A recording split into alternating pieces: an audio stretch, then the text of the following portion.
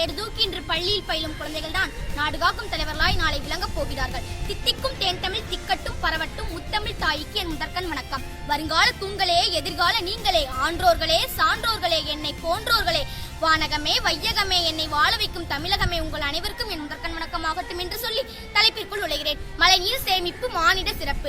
நீரினில் உயிர்கள் வாழும், நீரின்றி உயிர்கள் வாழ்தல் அரிது என்பதால் தான் உலகை படைத்த ஆண்டவன் பெரும்பகுதி நீராகவும் எஞ்சிய பகுதியை நிலமாகவும் படைத்தான். வரலாற்று சுவர்களை நாம் புரட்டி பார்த்தால் மன்னர்கள் ஆண்ட காலத்தில் கூட தினமும் மன்னன் அமைச்சர்களை நோக்கி கேட்கும் முதல் கேள்வியாக, மாதம் மும்மாறி பொழிகின்றதா, மக்கள் நலமுடன் வாழ்கின்றார்களா என்றே கேட்டதாக அறிகின்றோம். இதிலிருந்து மாறி என்னும் மழை அந்த அளவுக்கு மக்கள் வாழ்வதற்கு முக்கியம் என்பதை நாம் அறிந்து கொள்ள முடியும். இன்றோ நாட்டின் பெரும்பகுதியில் தண்ணீரின்றி மக்கள் தவியால் தவிக்கும் நிலை. தண்ணீருக்காக ஒரே தேசத்தின் அண்டை மாநிலங்களுக்குள் ஒற்றுமை குலைந்து சகோதர மனப்பான்மையுடன் வாழ்ந்த மக்கள் ஒருவருக்கு எதிராக மற்றவர் போராட்டம், போர்க்கொடி உயர்த்தி கலவரங்கள் உருவாகும் நிலை. ஆண்டவன் அனைவருக்கும் பொதுவாய் படைத்த ஆறுகள் நாட்டு மக்கள் வாழ்வை வளமாக்குவதற்கு பதிலாக நாட்டு மக்கள் சண்டைக்கும் சச்சரவுக்கும் காரணமாக இருக்கும் இந்த அவலநிலை இதற்கு எல்லாம் பருவமழை பொய்ந்து விட்டது, ஆறு வற்றி விட்டது, ஏரி வறண்டு விட்டது என்று ஒரு வரியில் பதில் கூறிவிட முடியுமா? முடியாது. ஏனென்றால் உலகத்தின் படைப்பின் சுழற்சியை நாம் சரியாக புரிந்து கொள்ளாததால் அந்த வினையைத்தான் நாம் தற்பொழுது அறுவடை செய்து வருகிறோம். படைப்பின் சுழற்சி என்றால் என்ன? இன்றைய அவநிலைக்கு அது எப்படி காரணமாகும்? இந்த நிலையினை மாற்றியமைக்கும் வழிதான் என்ன என்ற 3 கேள்விகளுக்கும் நாம் விடை காண என்றால் நாம் எதிர்காலம் வறண்ட பூமியை பார்த்து மிரண்டு யோகும் காலமாக இல்லாமல் பசுமை நிறைந்த வயல்களை கண்டு குதுகலக்கும் சொர்க்க பூமியாய் மாறும் என்பதில் ஐயமில்லை. புவி திரண்ட தண்ணீரா ஆவியாகி மானடைந்து மேகங்களாய் திரண்டு காற்றில் குளிர்ந்து பெருமழையாய் பூமிக்கே திரும்ப கிடைத்தலே படைப்பின் சுழற்சி.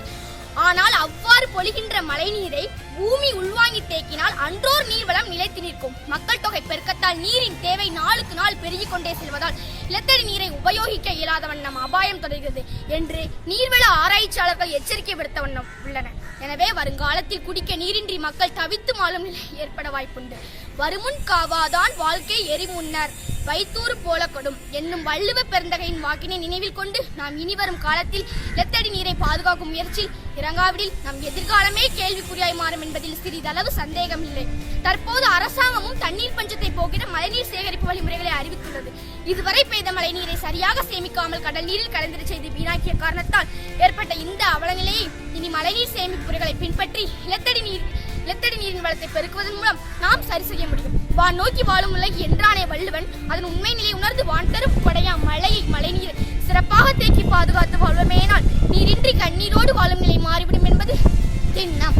இரு புனலும் வாய்ந்த மழையும் வரு புலனும் வல்லரனும் நாட்டிற்கு உறுப்பு என்றான் வள்ளுவன். இரு புனல் எனும் வாக்கில் மேல்நீர் எனப்படும், மழையும் கீழ்நீர் எனப்படும். நிலத்தடி நீரையும் குறித்துள்ளமை நிலத்தடி நீர்வளம் பெருக்கி மழைநீர் சேமிப்பு முறைகளை கடைபிடித்து செயலாற்றி நாட்டில் உயர்வோம், நலமான வளமான எதிர்காலம் காண்போம். வாய்ப்பளித்தமைக்கு நன்றி கூறி விடைபெறுகிறேன்.